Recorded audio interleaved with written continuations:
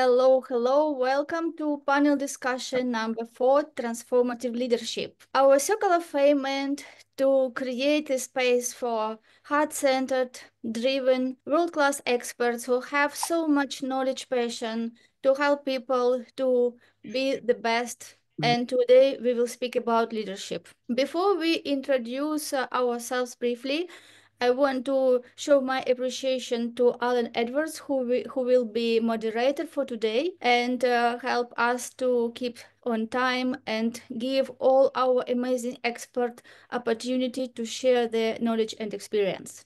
Thank you, Elena. So let's start from introduction. And Alan, I would like you to introduce yourself shortly, and then we just go one by one, and all our experts will introduce themselves, and then we go straight to the questions. Okay, thank you, Elena. I'm Alan Edwards. I'm a property investment and development expert, and I'm based in Hampshire in the UK. My company is Alpha Group. Could you please mute yourself, everyone, and unmute yourself only when you speak? Thank you. So, Alan, you can invite next person who want to speak about themselves. I'd like to invite Dr. Annika to introduce herself, please. Thank you. I am Dr. Annika Sorensen. I live in Sweden. I'm a medical doctor, and in the last 15 years or so, I also been working with stress management in the leadership to help the businesses thrive and be more profitable with less stress in the world, in their world. Thank you. Gellis. Hello, everyone. My name is Gellis Calohiro. I'm currently residing in Costa Rica. I spent 46 years in the business and technology world and realized that a lot of people are struggling with artificial intelligence today. So I'm working with companies to help them demystify what AI is and help them not be so afraid of it. Great, thank you. Mary Ann. Hello, everybody. Nice to be here with you again. So for the last 20 years, I've had my own business working in leadership development as both a trainer and a coach. I'm based in the west of Ireland in the lovely Galway. And yeah, look forward to another fantastic conversation today. Thank you. We have also Farzin with us. Hello, everyone. Farzin Mazinani here. And so basically what I do is I facilitate breakthrough based on my own experience, because sometimes I feel that we go through life and we get stuck at some point and we need some help to just be able to move forward. And I create that environment for people so they can go change their scenario from struggle to thrive. Thank you. Amazing. Daniel. Hello, everyone. So I'm Daniel Kobryner. I live in the UK, and now I'm a life and business coach. I've been previously for over 35 years in international sales and management, and now I help small entrepreneurs who feel stuck and a bit lost, and to regain confidence, clarity, and live the best life they can. Well, Roxandra. Hi, good morning, good afternoon, or good evening, everyone. I am Roxandra Nikita, originally from Romania, but I've been in England for the last 14 years. I am a clarity coach working with moms in business, and I'm helping them to find who they are as a mom and who they are as a business owner. So I think, and usually I'm approaching that being, a leader is very similar to being a parent. So thank you for having me. Thank you, Roxandra, for joining us. We have also John Antonucci today with us. Hi, John. Good day to every single one of you. I think I might be the only one over here in the US, based out of South Carolina in the United States, and I am the founder of SML Consultative. SML stands for Servant-Minded Leadership, and we like to say we empower the forgotten leaders, the ones that are director level and below, to effectively transition from the operational excellence or sales excellence that got them promoted to the relational excellence that's going to make them a great leader. Happy to be here today and joining all of you. Thank you. Thank you. Paul. Hello, everybody. So my name is Paul, and what I do is I help coaches there through a combination of email marketing, paid ad strategies, for example, on Meta, YouTube, and Google. And also then what I try to do is I try to drive them through to a group program, for example, like webinars. Great. Pleased to meet you all. Thank you.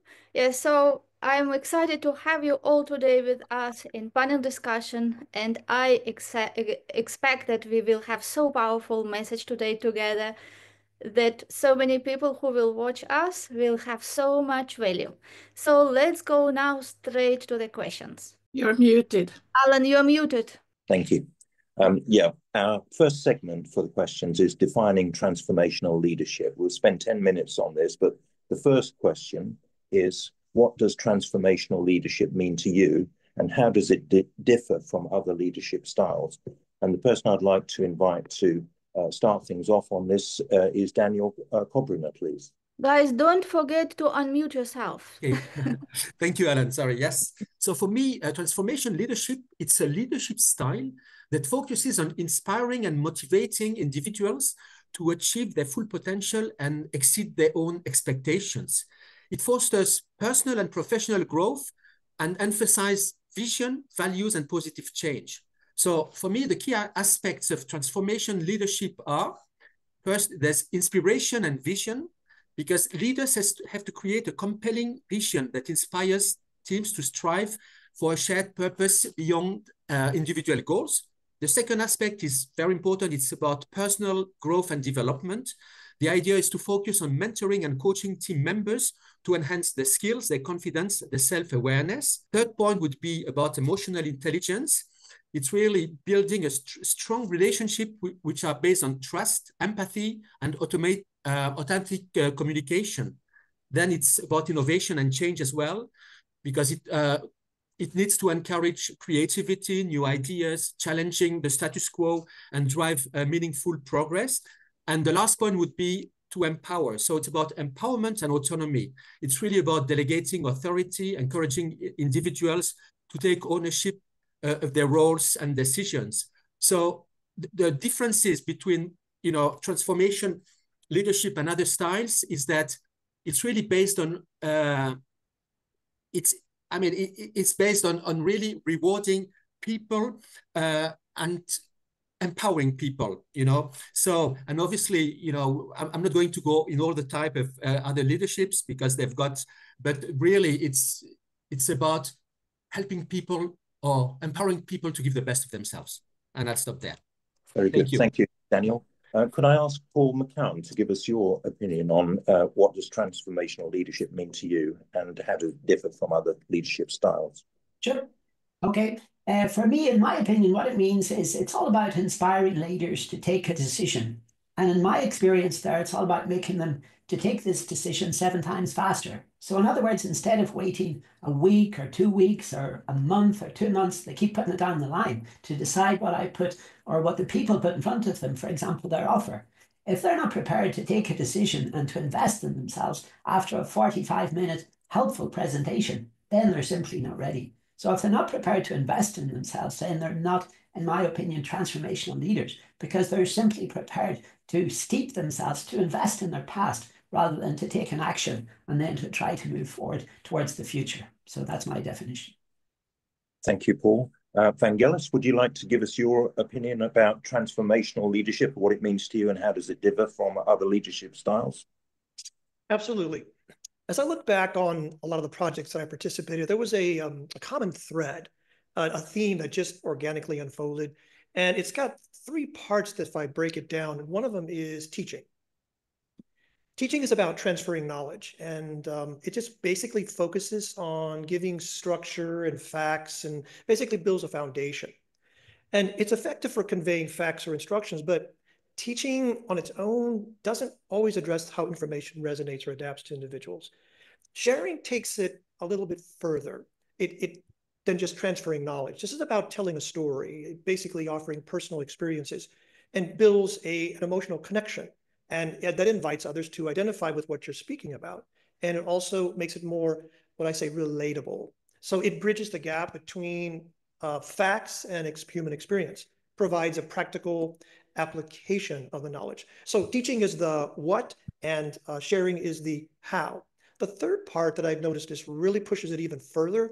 It's the impression, it's called imparting. It's the impression you leave after you've already taken care of the scenario. And this allows people to apply what you're actually doing. It applies the knowledge that is in your own life. It embodies the principles or values so that others can see, they can feel, they can integrate what you're speaking about. They can integrate all those lessons in their own thinking and behavior. And it's the transformative aspect of communication that moves beyond words. Imparting equips people to guide themselves through challenges. It's I call it the why. So the teaching is the what, the sharing is the how, and imparting is the why. Even though they are distinct, they're not mutually exclusive. Together, they create a holistic, transformative approach to communication learning, which I see as all part of transformative leadership. Okay, thank you, Vangelis. And Marianne, would you like to give us your view about what does transformational leadership mean to you and how it differs from other leadership styles? Thank you, Alan. So rather than maybe repeat, I might just build on what some of our other contributors have said. So for me, transformational leadership is very human-centric. It's very much focused on who the people that you're working with are, that sort of holistic view of the person rather than just the task and the job they have to do. I think it's worth adding that we're in a different era. There's a real paradigm shift, I think, happening in terms of leadership. And I think we have to take a certain amount of things into consideration. Employee engagement remains historically at an all-time low globally. I think it sits at around 21%. So we have to do better there, right? Because engagement drives every single metric in terms of organizational performance. We all know that sort of old saying that people tend to leave their manager, not just the organization, they leave their bosses.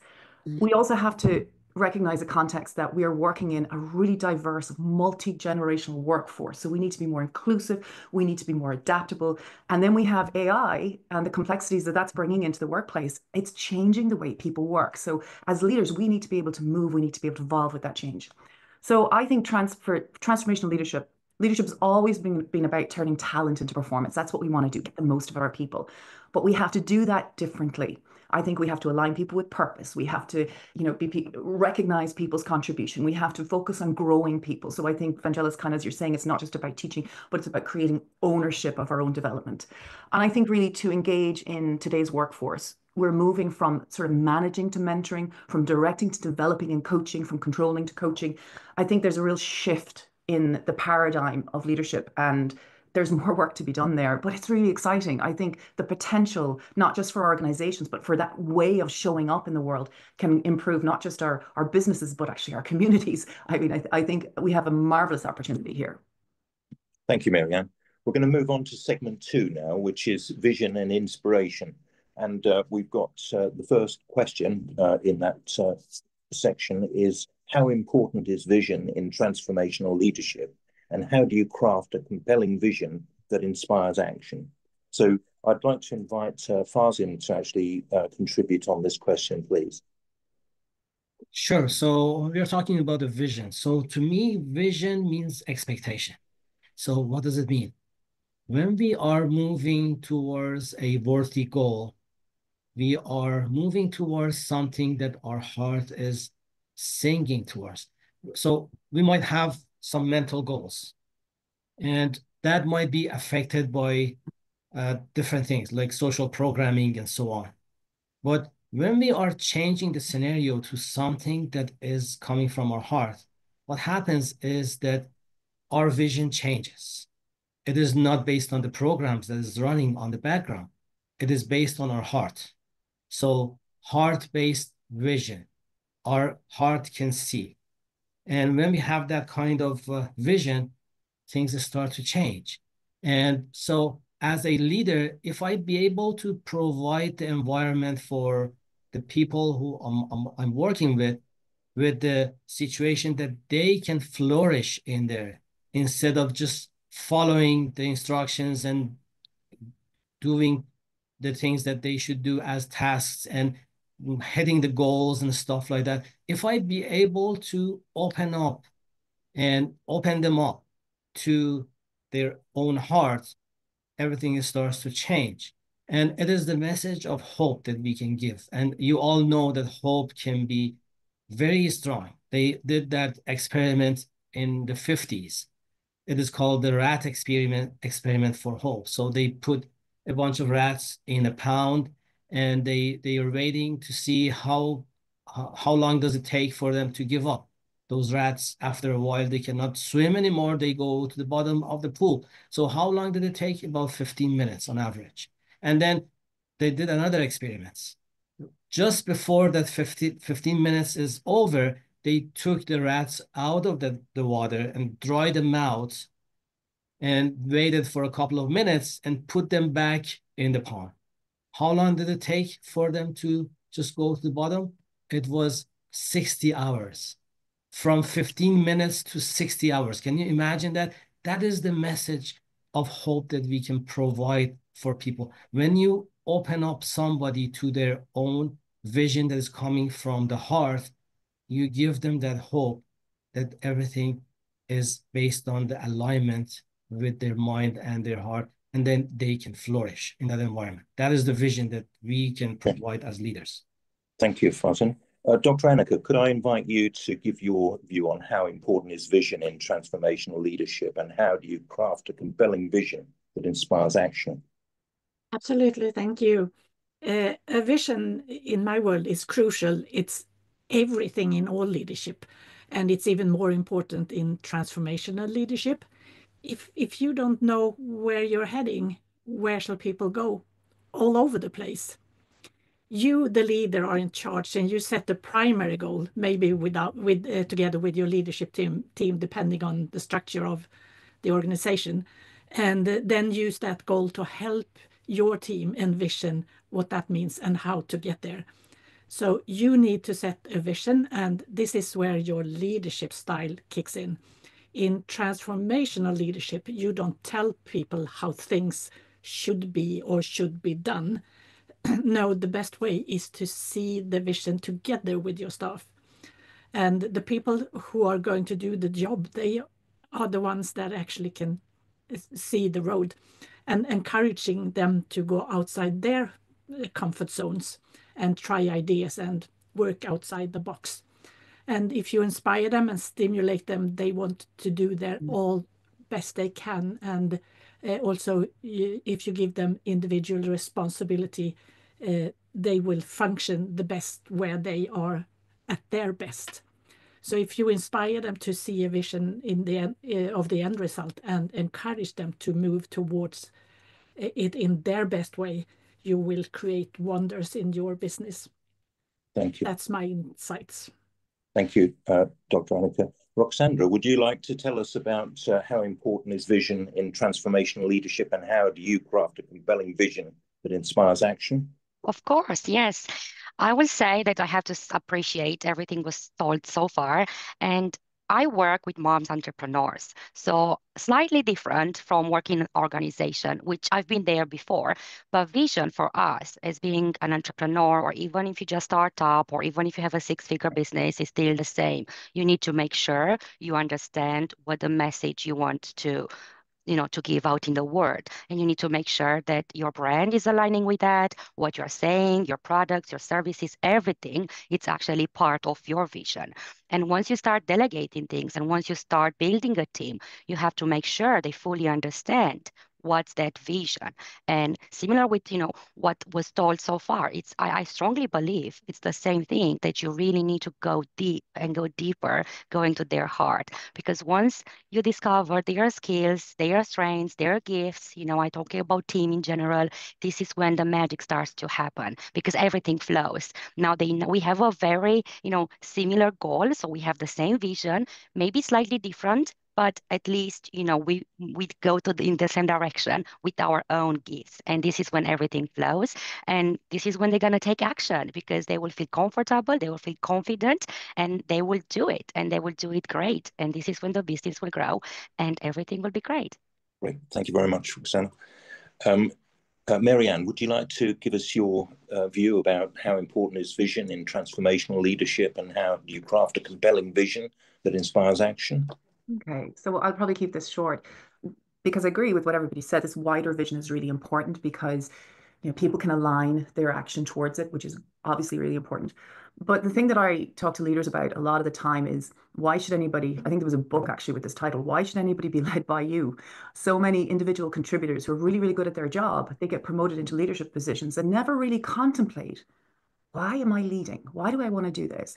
So I think before we even go to that sort of macro world of the big vision for the organization, I think leaders themselves, it's really powerful to reflect on, what's the contribution that I want to make? What's the difference that I want to make? When people talk about me at my retirement party, what is it I want them to say? I think, what you focus on is what develops. And if you can create that sort of intentionality around your vision and how you want to lead, then I think you can show up to that. You have a better chance of showing up to that. You're making your behaviors more conscious, more intentional. So I think that's what I would add to what everybody has said so far. Okay. And Gellis, would you have anything to add on this question? Sure. I'd like to use an example real quick. I got hired to resolve a technical issue because a project had been stalled for many, many months, and they had hired so many people. And when I got there, I said, you guys know what you're doing? Well, we're doing this deployment. I said, yeah, but do you know what the true vision is? Do you know what each one of your little parts mean? Because they just looked at this as tasks. They just said, oh, I'm just doing stuff. Yeah, okay. So I spent an entire day. All I did was just say, here's what we're going to do, and here's what each of your parts mean. It's like a piston in a car. If that piston gets burnt, the whole engine stops. And then all of a sudden they started feeling like, I've got some significance here. Yes, you do. And I really feel like I matter. Yes, you do. And then the director said, how did you get these people to work? We've been stalled for 9 months. I said, well, all you told them to do was just take action. How many books and how many seminars? I've never understood that phrase. And so I said, they didn't need any technical assistance. None. What they needed was to feel good about themselves. Like they mattered. They actually could influence what was going on. So vision is like the Cheshire Cat in Alice in Wonderland. Which way should I go? Where are you going? I don't know. It doesn't matter. Thank you, Gellis. We're going to move on to question 3 now, which is, can you share an example of how a leader can inspire their team to embrace change and foster innovation? And I'd like to invite Daniel to kick us off on this question, please. Well, thank you, Elena. And I would like to share a personal story, if I may. I used to run a company in the UK, and this company was producing glider rockers, which is like, like rocking chairs and with a stool. And when I joined this company, I remember, I had all the team, around the table, and basically the idea was really to ask, each individual, and I go back to what Dr. Annika was saying today, for me, each individual, they are in each area, they are the most really prone to come up with ideas. But in order for them to do this, they have to have the confidence that, right, the ideas are going to be embraced. And it's, it's not like there's no criticism or things like that. So first thing is really to listen to each individual, to let people express themselves, come up with ideas. And there's never a stupid idea, right? It's like, okay. And then, the more you do that, and the more people see that you are genuine in really, in listening, then they will come up and, great things happen. And afterwards, of course, this has to be aligned with the vision of the company, but it's really about empowering people. And I'd like to share one small example, which was quite interesting, because a leader as well needs to be the example, needs to be a role model. It's not about what you say, it's about what you do, your actions. And sometimes, a leader needs as well to show that risk is acceptable. And I'll give you an example. We used to go to trade fairs, and this is where we exhibited these glider rockers, or we used to hire some vans to go to stores, right? So, and we were bringing them to the stores and making the demonstrations. And at a given time, there was an idea which came from someone who says, oh, what about having our own van, And actually I said, yeah, this is a great idea. So not only we got a van, but we painted it with the colors and we had photos of the glider rockers. And then it was like a little mini showroom. Instead, the salespeople going to the shops, people from the shops were going to the van. It was like, and all of a sudden, this company, which was not so known, everybody talked about, wow, this is the vans from this company. And again, and I have to say that when I backed this idea, my management was not so ready, but I said, look, I put my head on this. I said, I take responsibility. If it doesn't work, it doesn't. Then it started working, and and we had agent, and each agent was driving the van. I even did it in Ireland, and this is when people saw that change is possible and that really, that they can see that it's really change is encouraged, they are happy to follow. Thank you. Okay, thank you, Daniel. Roxandra, would you like to add anything on this question? Yes, absolutely. So the way I see it change, I will go back into being a parent, right? So as a leader, I said at the beginning, I strongly believe as leaders, as a parent, you are already a leader, right? So you wouldn't really say to your child, certain things. So make sure you don't say that to your employees or to with the people you are working with. So I see change as something beneficial. I see change with enthusiasm. I see change with excitement instead of seeing it as, fear and risk taken. Yeah, let's just try. Let's do it messy. It's just a case of trying it and we're gonna learn it. So it's not about perfectionism, it's more about progress. So let's face change that way. And then things will just, be much, much easier for everyone. Thank you, Roxandra. Do you have anything to add, Vangelis? Yes. Let me just give a little story real quick. So I had a director at a company that he wanted to train 9 different service providers, and nobody could bring him an idea that he felt comfortable with. And so I said, well, if you only give me 2 weeks to do this, then if I can have one person from each service provider help me with the development of it, and you can get me this and this and this and this, I'll get it done. So part of what had him say, that's fantastic, was because he felt I had confidence in what I was doing. And no one had given him, how people will say, we've never done it like that before? No one had done it like that before. But he was allowing the change in how they do things because he knew that I exuded confidence in what I was doing. And I also took the risk of it. And it was great because I said, in 2 weeks, not only will you have a class, but you will already have 9 people trained. He thought that was brilliant. So what inspires change is how we view ourselves in the scenario, and that whatever we exude, it just goes right around the environment, and that's what helps people feel more comfortable. Thank you very much. I'm going to move on to segment 3 now, which is empowering teams. And the 4th question is, what are some effective strategies leaders can use to empower their teams and create a sense of ownership in their work? What's your opinion on this, Dr. Annika?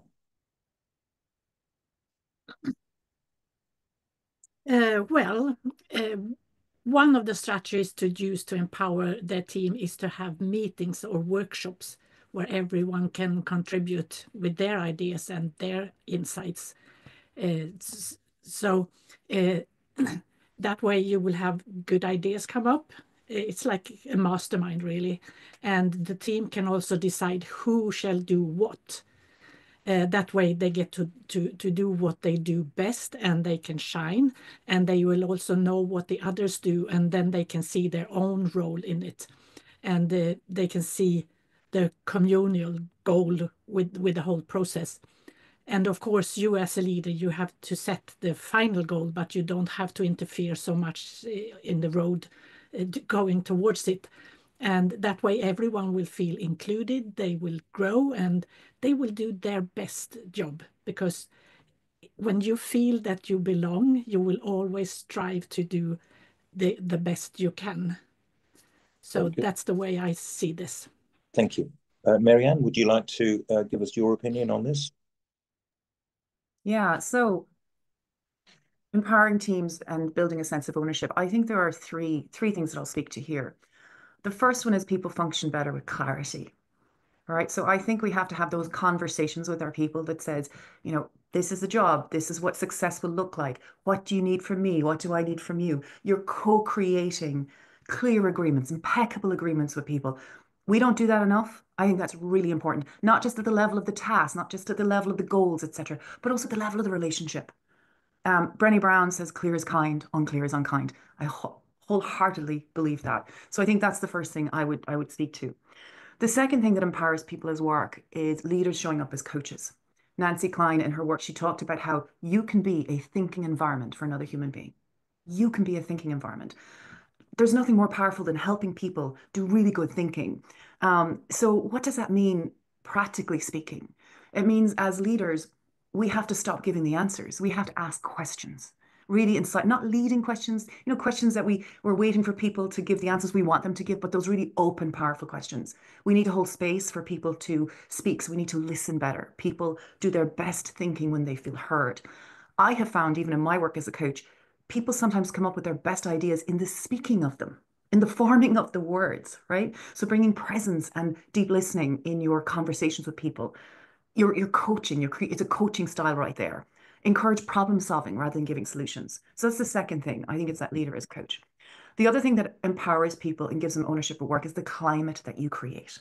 And now we're speaking of psychological safety, right? Is it safe for me to say, I've made a mistake? Is it safe for me to take a risk? Is it safe for me to challenge you, my boss? Is it safe for me to go against what everybody else is thinking? Right? This is a climate of high accountability and high safety where candor is welcome, where people can take interpersonal risks. So I think that is the third thing that absolutely creates an environment of empowerment. I can show up fully as myself. I do not have to be careful in the group. So I think they're the three things that I would probably say. Okay, thank you very much. John Antonucci, what's your view about this? Yeah, I would build on what Marianne was just saying. There's a couple things that I would look at with respect to ownership. The first one is if the leader is not taking leadership ownership, it's really, really tough for the team to take ownership for their role. It's a very passionate part of what I do to help leaders understand that if you are not reflecting ownership as an intrinsic part of your role as the leader, what you're probably accidentally doing is deflecting ownership. And if you're not reflecting, that means you're deflecting. And if you're deflecting, that's going to create the tone for the entire team. The entire team is now going to resist the idea of ownership, and it's going to become a CYA culture. It's going to become a, how can I make sure that nobody can ever point to me and say, this outcome is your fault? So as a leader, it really starts with us being willing to do two things. Number one, take full ownership when something goes wrong, because that is really on us. We should be the shield to our team and make sure that if anything goes wrong, our team is 100% confident. She talked about psychological safety, that idea that says, okay, if something goes wrong, don't worry, the boss has that. Something goes right, I get all the credit. So I have nothing to lose as a frontline producer, and as a frontline leader, I recognize that my opportunity is to shield the team from those negative sides. But then the second thing is we have to create this culture where failure is not a problem. It's actually a step on the path to success. It's where we learn the most. And quite frankly, when we get the right answer every time, we're not exhibiting that tendency to take a risk and actually make a big impact. What we're doing is we're getting the right answer, the thing that we've always done, as was spoken about earlier. And it's really tough for anybody to take ownership in that setting because there's nothing to take ownership for. You didn't have an idea. You didn't actually have a contribution. You were a cog in the machine. And to go to the statement that was meant, or that was indicated earlier, where it was finding the meaning in our individual tasks. If you don't really have that because there isn't an ability to show ownership, it's just, well, I've got my check sheet and I check mark, check. Well, how am I going to take ownership for that? It's not even my project. I literally leave at the end of the day feeling like I've accomplished almost nothing because it had nothing to do with me. So I think those two factors are huge. Number one being that the leader exhibits ownership of the outcome, unless it goes well, at which point he or she is going to deflect that back to the team and give them the credit. But then giving the team that opportunity to say failure is not a problem. Failure is actually part of the solution and is a step on the path to success. Thank you, John. Pauline Prifty, what's your opinion about this one?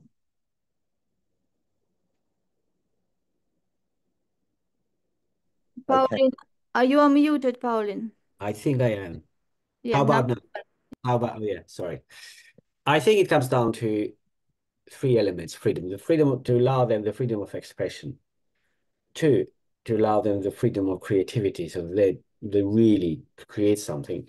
And three, the freedom of making decisions. Not all decisions need to come from the head of the company or the head of the team.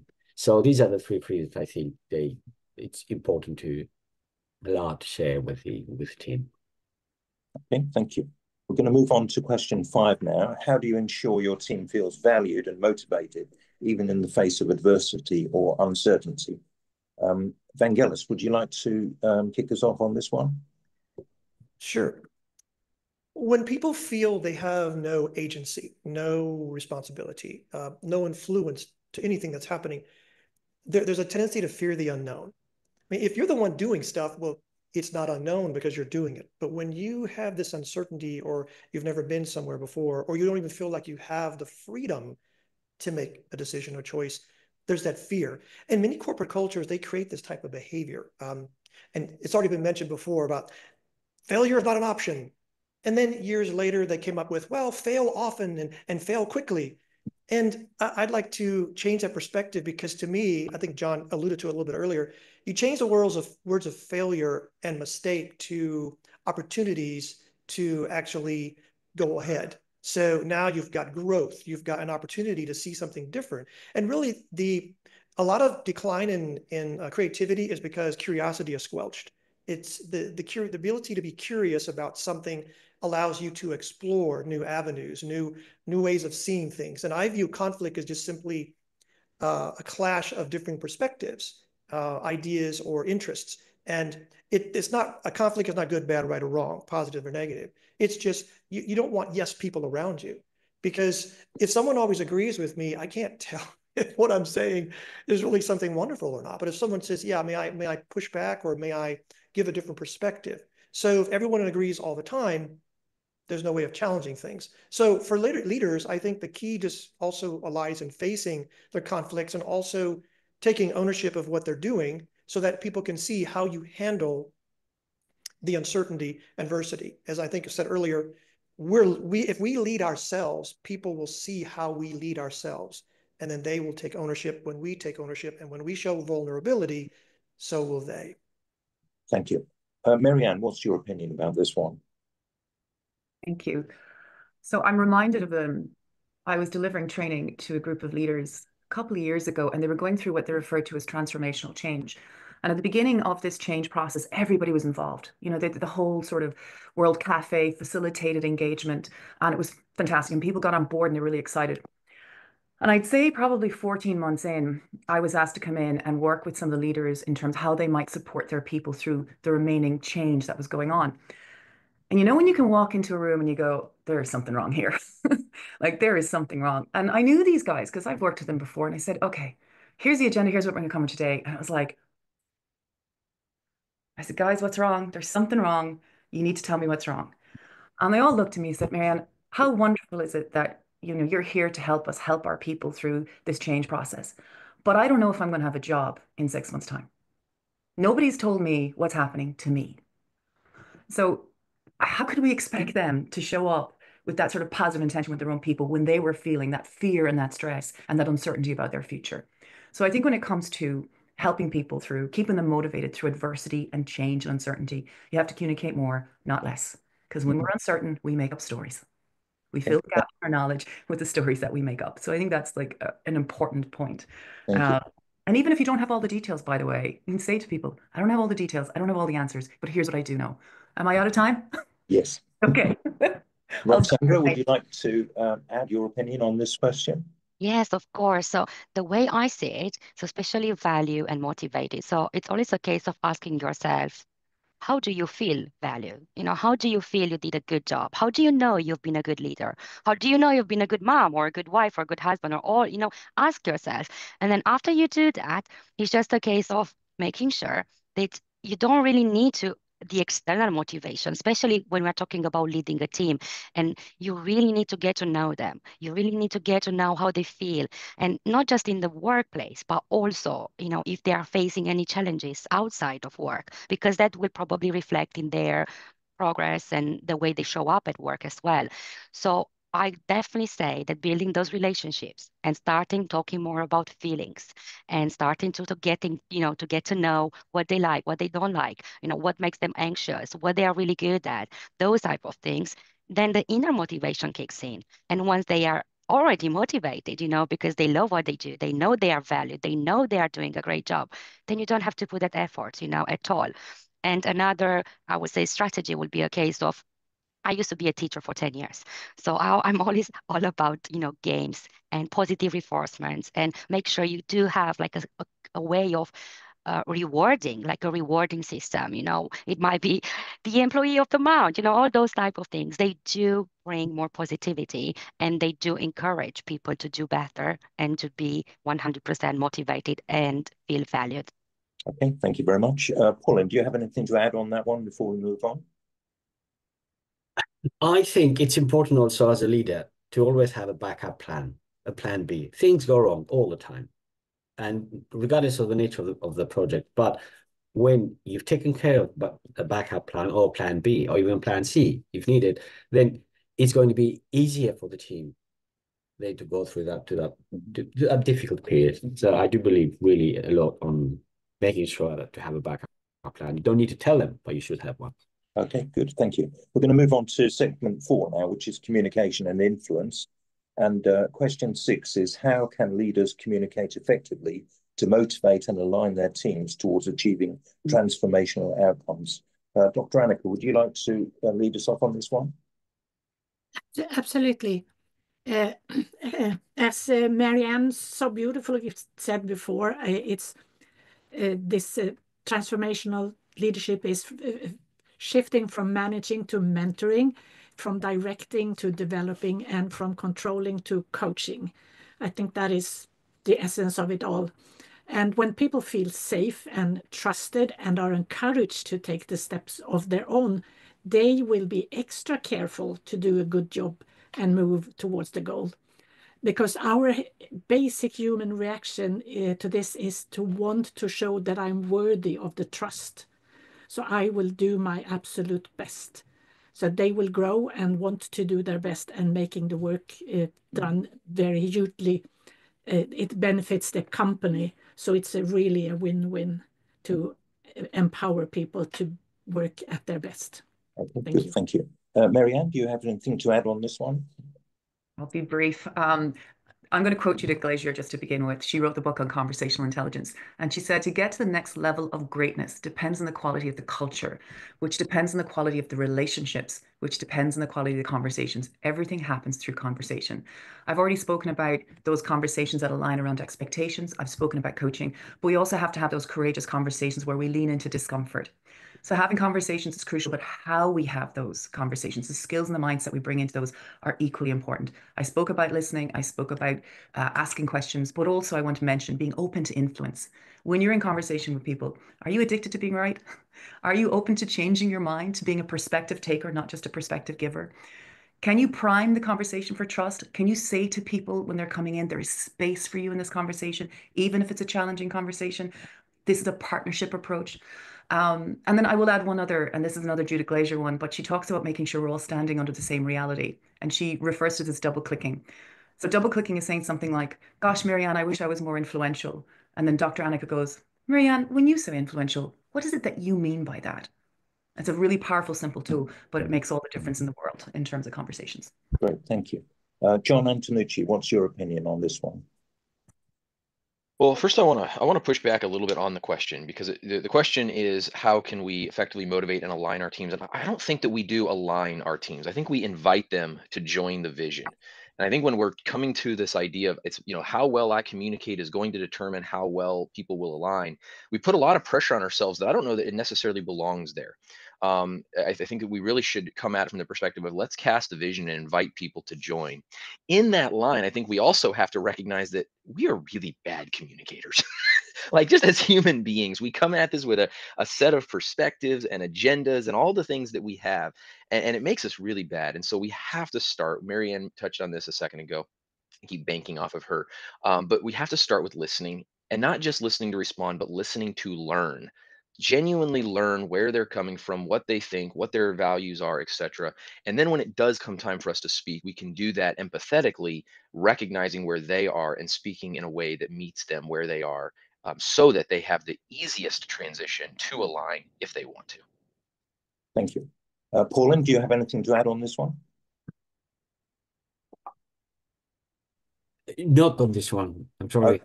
We'll move on then to question 7, which is, what role does emotional intelligence play in influencing others and inspiring commitment to change? And I'd like to invite Daniel Kobryner to lead us off on this one. Well, emotional intelligence is paramount. I think it's the most important soft skill you need, and because it's fundamental in really influencing others and to inspiring commitment to change, because it enables deeper connection, trust, and motivation. And this is the reason why it's so important. It's very important in building trust and rapport, because people, they will be influenced by somebody they trust. And, you know, with emotional intelligence, basically the idea is leaders, they build authentic relations with their teams. They demonstrate empathy. I think several of you mentioned active listening, and I think John as well now. This is so important. I mean, first, it's not about us. It's about real listening, being with the team, understanding genuinely with the willingness to understand, you know, and afterwards only, you know, we can, you know, we can respond. It's as well about understanding and managing emotions. And this is so important because whenever we talk about change, there is fear, there is resistance, there is uncertainty. So with really AQ, we recognize the emotions actually in ourselves and in others, and then we can respond appropriately. Okay, thank you. Dr. Annika, what's your opinion on this one? Well, emotional intelligence, that's an interesting subject. We absolutely do need to have emotional intelligence if we're going to lead and support people to be outside the box. We have to make them feel safe and valuable, and then they can do wonders if they feel that support. And with emotional intelligence, you as the leader see and feel where they feel safe, so you can lead them in that. And we are wired to do as we always have done. So this support to move into that unknown land, that's crucial. And when they find that they can do different, they will widen their comfort zone and do more and more, and that is growing. And you, with your emotional intelligence, can help them to do that in a very safe way. Thank you. Farzin, would you like to add anything on this one? Sure. So emotional intelligence to me is, instead of reacting with fear, we respond with love. So what does it mean? When we have an environment, let's say we have a toxic environment in our corporate scenario. And so that toxic environment is the result of what we are sending out. Why I'm saying that? Because I believe that outside world is just a reflection of what we have inside. So if I see something wrong on the outside, instead of going and tackling that and trying to force that change on the outside world, what I can do is that I can do something. I can find something that is the source of that toxic environment within me. And that goes to the notion of emotional intelligence, which has 5 pillars. The first one is self-awareness. It's all about us first. And then when we are aware of our emotions, our reactive behavior or something like that, the second part is self-regulation. So self-regulation may be just as simple as a little pause. When we notice that we are doing something, we are reacting to something, instead of going with that on an automatic base, what we do is that we pause a little bit.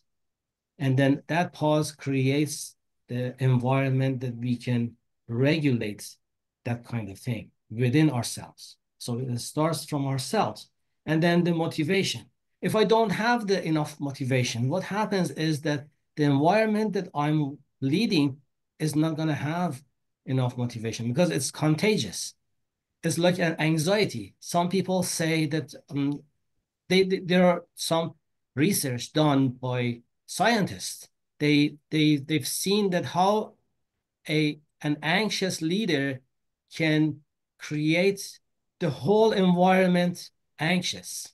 So it is contagious. Against motivation is contagious. If I have enough motivation within myself, I can just send that vibration to the whole environment. So it changes everything. Everything starts from ourselves. And the empathy, the other pillar of emotional intelligence that everybody was talking about, understanding others. I have to have self-love first for myself. I have to know who I am and how I'm operating this and go deeper on the why and the mission and the meaning that I have for myself or whatever I'm doing, then I can have that kind of empathy for others. I can understand them. If I don't understand myself, how can I understand others? It is impossible. And it all goes back to that emotional intelligence. And the last part, that last pillar of emotional intelligence is social skills. And that is coming from that perspective that social skills is something that is related to relationships that I build with others. Because I can play a lot of tricks to influence people. But is it genuine, coming from my heart? If it's not, I'm not going to go far. So the intentions that I have to work on that first. If I want to force somebody and influence someone, I can learn some tricks. But we all know, we go to a store and the salesperson is on commission. They just try to sell something to us for their own gain. And then we feel that, we get that vibration.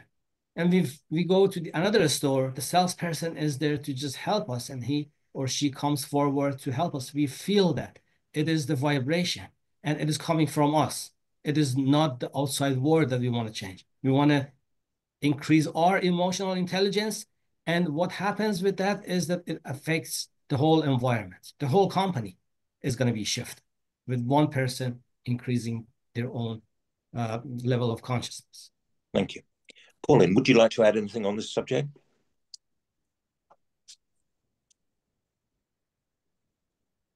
I think I don't see Pauline. Let's ask Alan. Alan, would you like to share your opinion? Oh, right. We'd like to hear from you too today. Okay, thank you.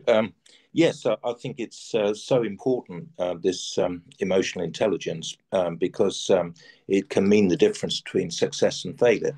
And you don't have to look any further than Vladimir Zelensky for an example.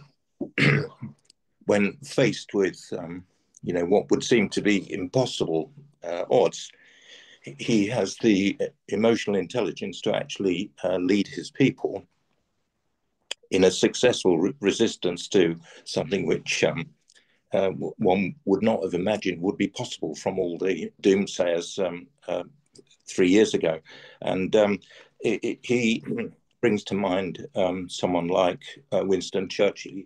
He's of that stature because he's able to inspire his people despite the fact there are numerous adversities, and they can align themselves with a common vision, a vision of victory. Thank you, Alan, for sharing. And I also would like to jump in very quickly because it is so important, emotional intelligence, and share my opinion also at this matter. Emotional intelligence helps us to respond instead of react. So it will improve communication, and it also improves our results, because when we understand that there is subconscious mind, and the subconscious mind is emotional mind, and it cause the body to act in a certain way. So if we understand that responsibility of emotions, if we just receive information from 5 senses, our ability to see, hear, smell, taste, and touch, and just react to the information which we receive from 5 senses, it will cause our body to take different actions. Yes, and this can be negative results when we see somebody does not what we don't like, or some different situations happens that we are not ready for. And when people react from fear or some anger, this automatically will cause negative results. So when we understand the power of emotional intelligence, we always can decide how we want to respond. So instead of getting information from 5 senses, we can take pause and think, what is the best for me to respond in this situation?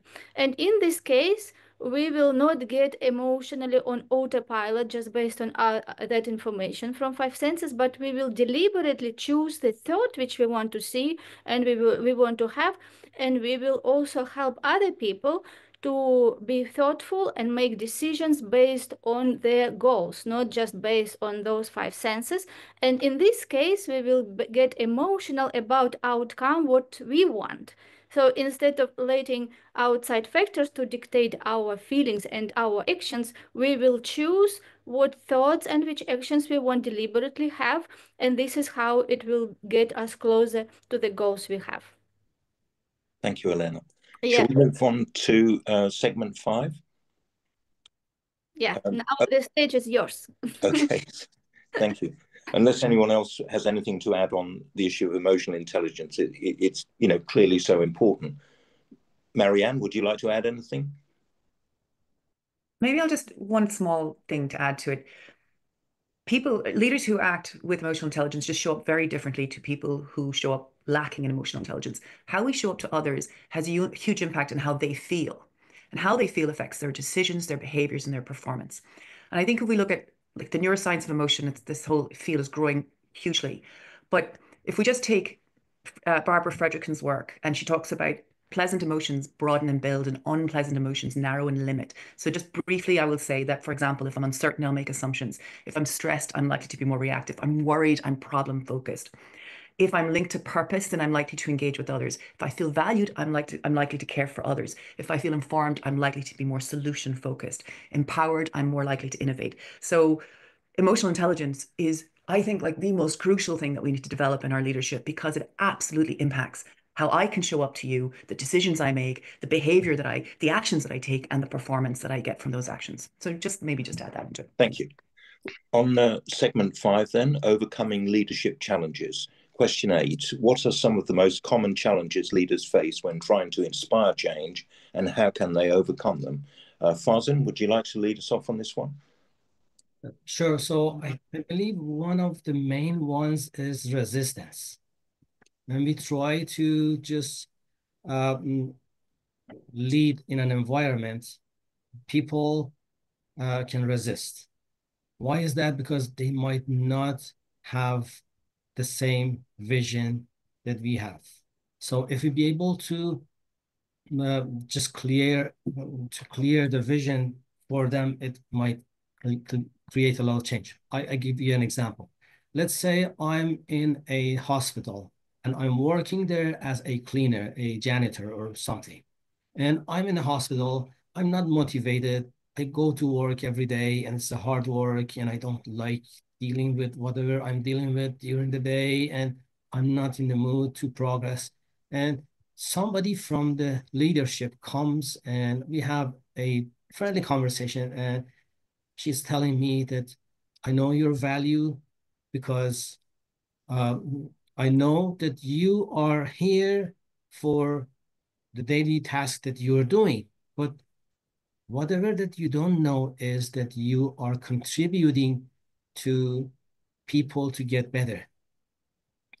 Why? Because if you don't work in here, what happens is that all the germs that are distributing in here in the hospital environment, that's gonna make people sick. So you are helping to just be part of the process, the whole agenda that we have in here to make people to improve their health. And we have that conversation and I go home and think about it, and it's a new vision that I didn't have.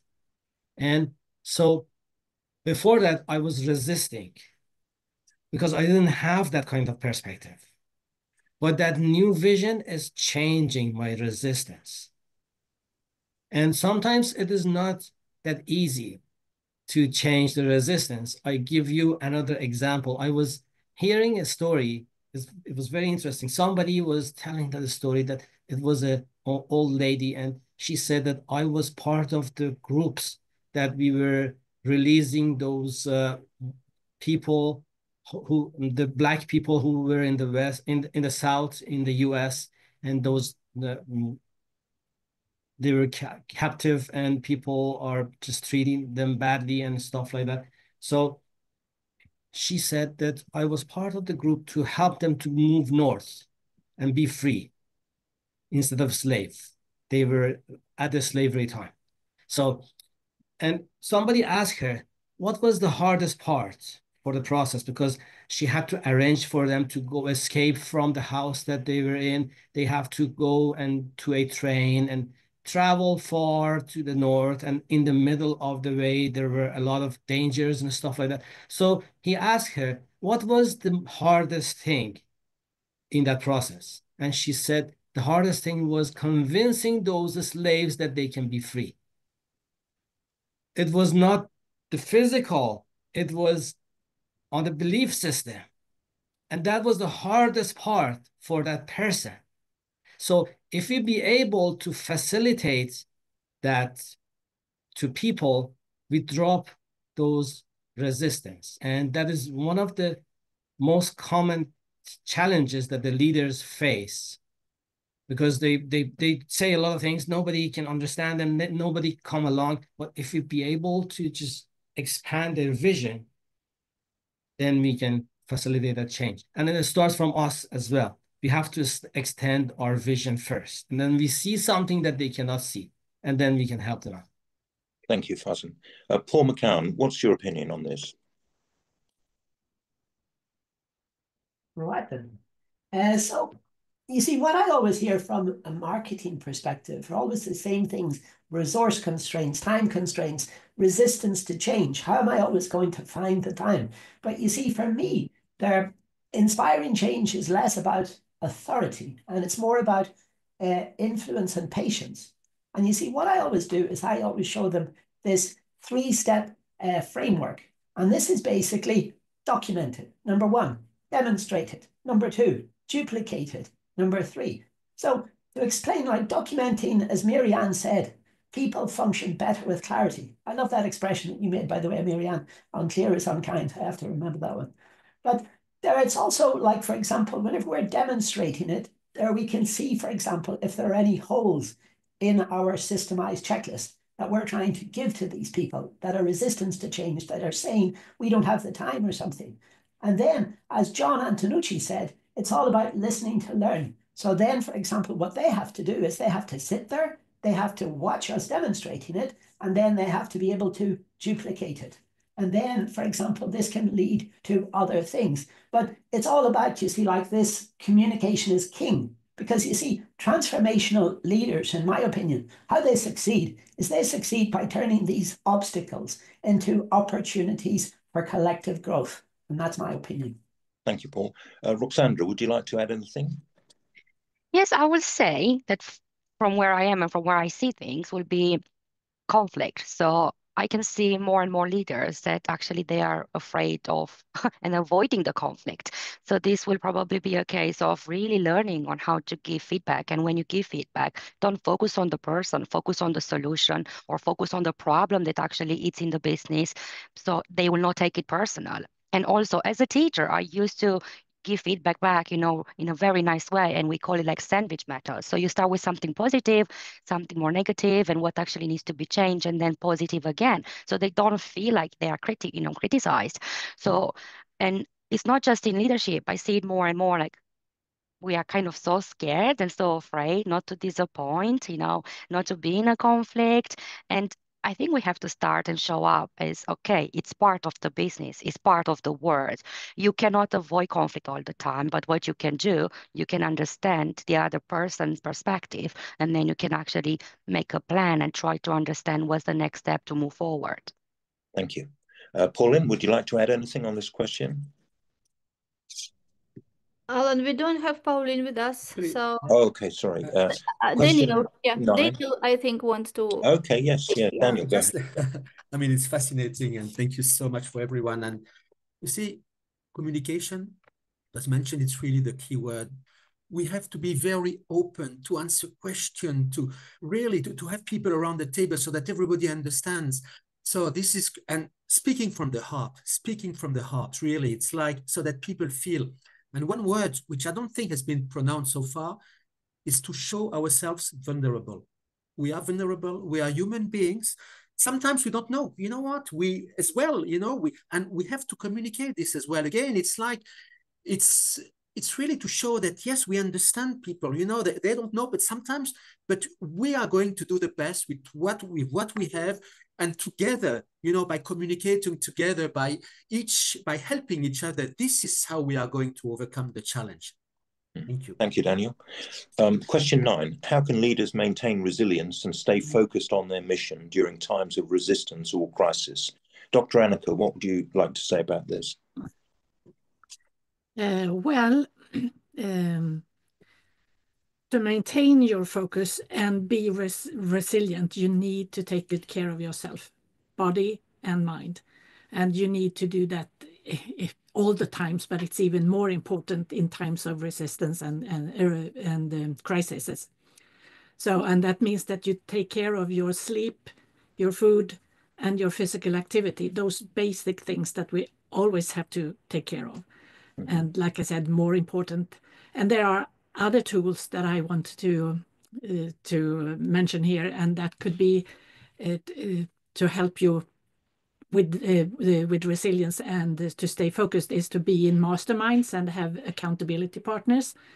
Have people as leaders that you trust and know that they want your best, so that you really trust them, and then they can help you sort out any questions that you have and give you courage to go on. I think that's short enough. Okay, thank you, Dr. Annika. Farzin, what have you got to say about this one? Sure. When we are talking about resilience, what comes to mind is adaptability. The more adaptable we are, the more resilient we are.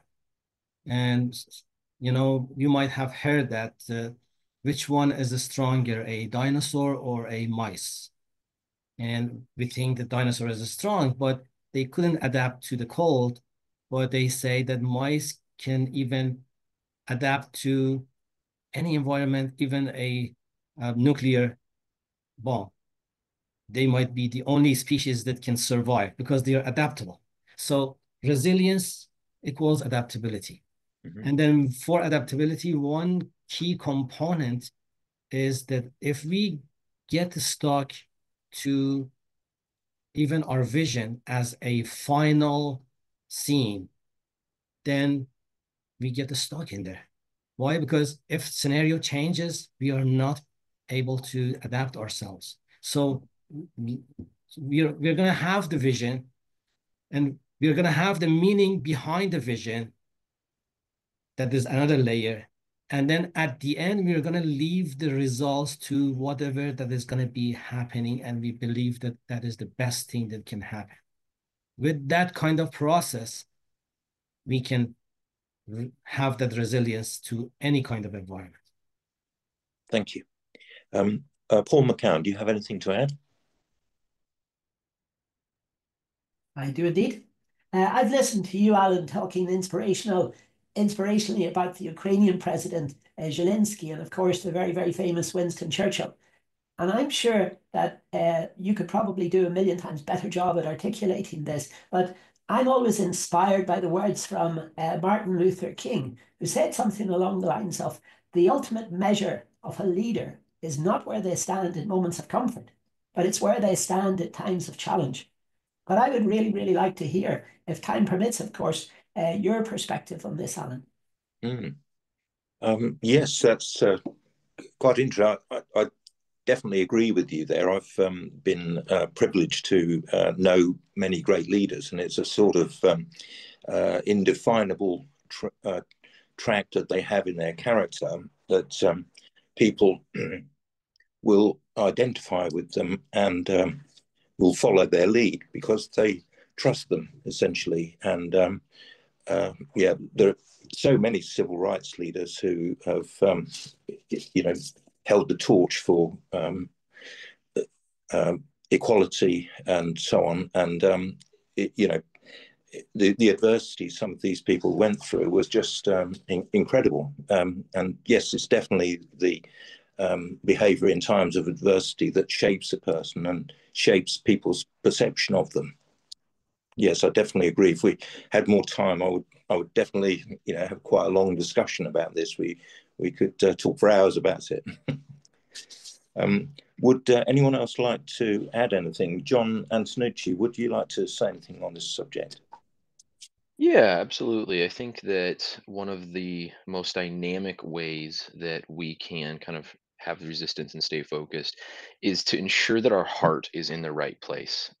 Every single one of the curricula that SML offers starts with the same session, and it's on the responsibility of leadership. Because I think, especially frontline leaders, we take the job, we take the promotion for the title, for the raise, for the corner office, for the prestige, for the whatever, and we're rarely confronted until after we've already taken the job with the responsibility that comes and the reality of the critique and the reality of the backlash, because you can't make everybody happy. You can't. You're going to face crisis. You're going to have challenges. And so the definable characteristic between a leader that's able to be resilient and a leader that's going to get burned out, in my experience, has been, where's their heart? Is their heart for people, or is their heart for the outcome? If you're a manager, your heart is for the outcome. And when people don't get on board, you're going to become very frustrated. You're going to become very irritable, and you're going to become more of a taskmaster and a micromanager than you are a leader. But if your heart is to develop people, then there's going to come a time, very likely, where every true leader has absolutely nothing else than the ability to put their head on the pillow at the end of the day and say, I did my best to serve my people. And I hope that that is enough. And I think that people resonate with that, but it's so much easier to talk about than to actually do that. And so I would say the key thing, in my opinion, to maintain resilience, everything else has been beautiful, but we have to have a heart for our people. The minute that gets subverted with a heart for a process, a heart for an outcome, a heart for whatever else, we're going to find ourselves really struggling to maintain resilience during those times of resistance and crisis. Definitely. Thank you. Marianne, would you like to say anything on this one? Well, I'm just like nodding what John was saying, to be honest, because everybody else as well, it totally resonates. And I guess maybe the other thing I would say is we have to have a heart for ourselves too, as leaders. I think that's also important, a bit of self-compassion, a little bit of self-care, and it's okay to have some boundaries, because, and I learned this lesson the hard way. I think most people do. We go into leadership because we want to give, we want to make a difference, we want to serve. And then we give so much that, we're giving from an empty cup, as the saying goes. So I think it's also important that we look after ourselves and we build our own practices of well-being so that we can better show up to other people. I think that's maybe what I would add, some heart for ourselves too. Okay, thank you. And Gellis, would you like to add anything at all? Well, just exactly what Marianne was just saying. I had written down, fill yourself up first. Mm-hmm. Yeah, because if you can't give what you don't have. And I can see from Marianne also, it's like, I used to give and give and give. I wasn't even on the list. Now I'm number one, and everybody benefits. So that's what I would add. Fill yourself up first. Okay, thank you. Elena, how about you? I'd like to hear from you on this question. Thank you. I'm happy you asked me. Yes, resilience, I think this is a quality which I developed in myself by going through so many challenges in my life. And when I look back, I'm so grateful for everything what happened for me. So I think that resilience is ability to see the big picture. It is ability to have faith and believe in yourself. And also it is ability to detach from physical facts. When we understand that facts are not cause of what we can do, facts are effects of our previous decisions, actions, and assumptions. So when we have big picture and we also have faith, we understand that we can detach from physical facts and think and feel and act from the end goal, from the goal where we want to be. And when we connect it to the end results and we see that goal is already achieved, we know that everything exists in different frequencies and we have to grow there. So we start embrace the challenges.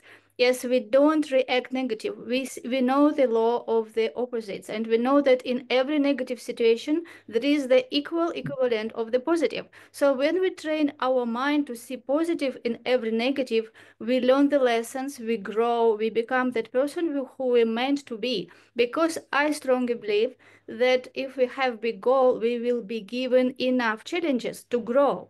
Because this is the challenges and problems which makes us to change our perceptions, to see solutions, to start doing something new. And this is how resilience is built.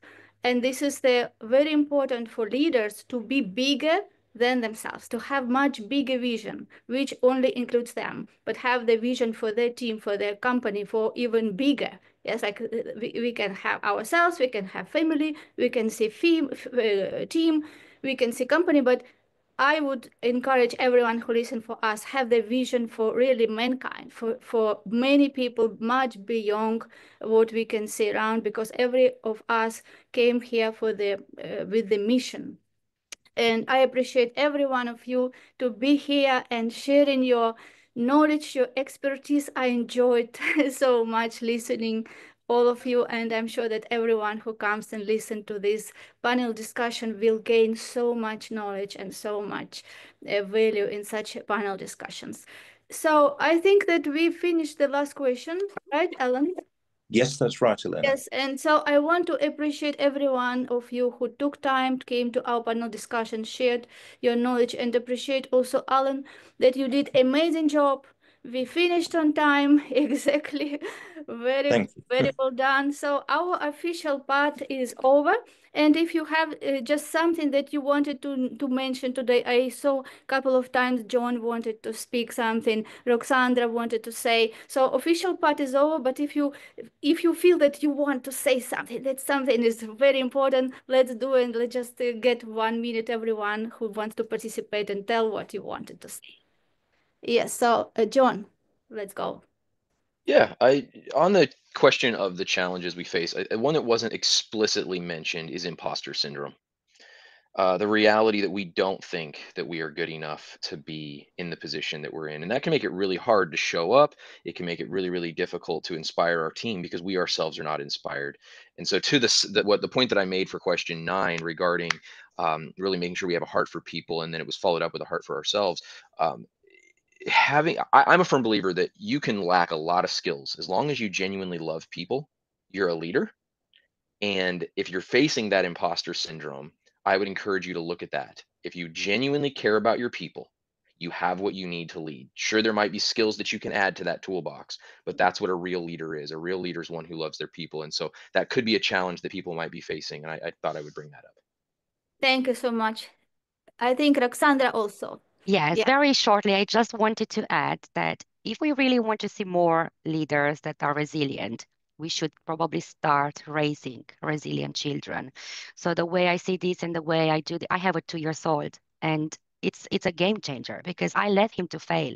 I let him to try. I let him to see I'm not doing everything for him. I want him to find solutions to his own problems and to cultivate that mentality that actually change is normal. Failure is normal. You know, if you want to really come back from a setback, then this is it, because I think this is what probably we have to do. The last decade, you know, all the gentle parenting and all the helicopter parenting, and we tend to do so much for them, and they grow up, and guess what? They will be burnout. They will be, you know, really in a bad shape because resilience will be impossible. So yeah, that's all I wanted to share. Thank you. Yeah, thank you so much. I think this is time for us to wrap up this panel discussion. Again, appreciate every one of you who took part, and I'm looking forward to see you again on our future panel discussions. Thank you, Elena. Thank you, Alan. Bye-bye. Thank you Bye all. bye.